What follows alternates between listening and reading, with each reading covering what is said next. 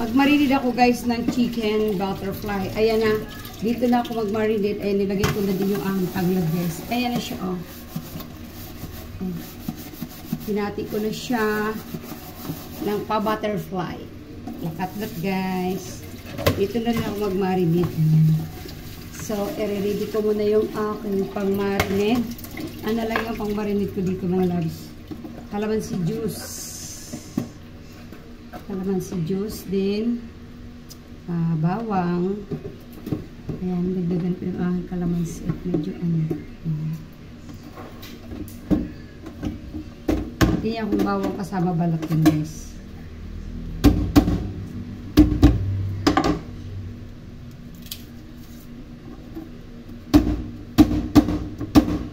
Diba? Namumukpok ako dito. Lagyan na rin natin dito guys. Alisin ko muna yung balang buto pala ng kalamansi. Ayan. Then maglagay tayo dyan ng toyo. Dito ko na timplahin yung aking pang marinade guys. Maglagay tayo ng liquid seasoning. Yan. Then, maglagay pa ako ng oyster sauce. Kuha tayo ng oyster. Ito. Maglagay din tayo dito ng oyster sauce, guys. Yan. Then, siyempre, maglagay ako ng granules dito, mga lalags. Siyempre, pampalasa lang. Then, yung ating pamintang pino. Then, maglagay pa ako ng garlic powder, guys. Yung garlic powder ko, tansya-tansya lang itong mga timpla ko, mga loves. Ayan. Pag nasobrahan din sa garlic powder, guys, mapait din yun, guys.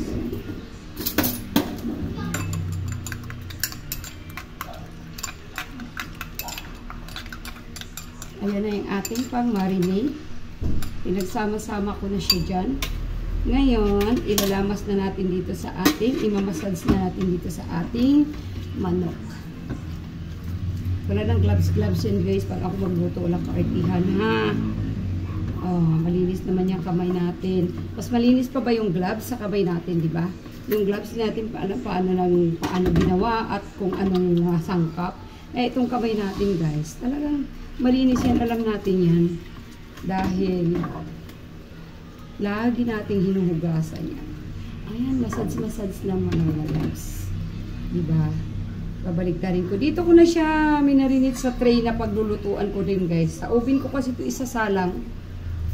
Sa oven ko ito isasalang. Andyan na rin yung mga tanglad na yan guys.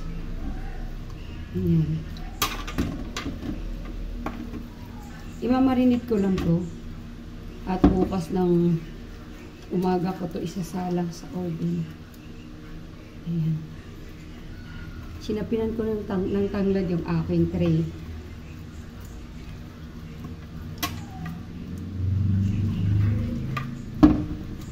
Pag ako guys magluluto, wala ng gloves yan.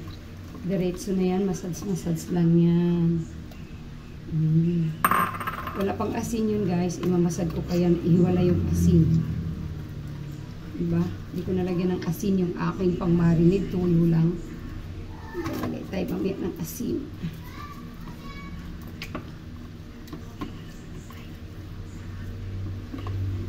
Siyempre mamaya pag isinalang ko na yung guys, alisin ko yung mga ng bawang kasi pag isinalang ko na yan, alisin ko yung mga ng bawang kasi madaling masunog yan eh. See?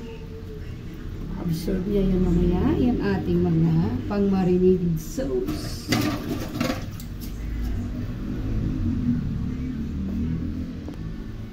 Yan ang asin. Naglalamas tayo ng asin. Nahuli yung asin guys. Nilamas ko siya sa asin.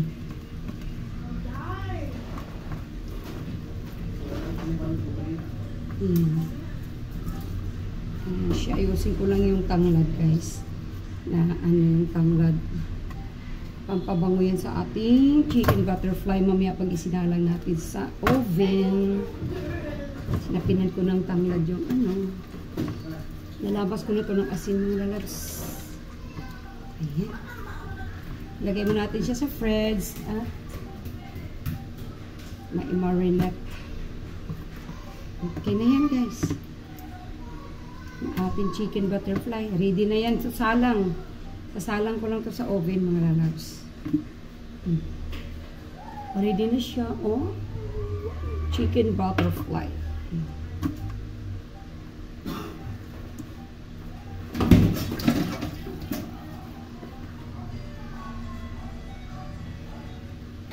Thank you, thank you, thank you.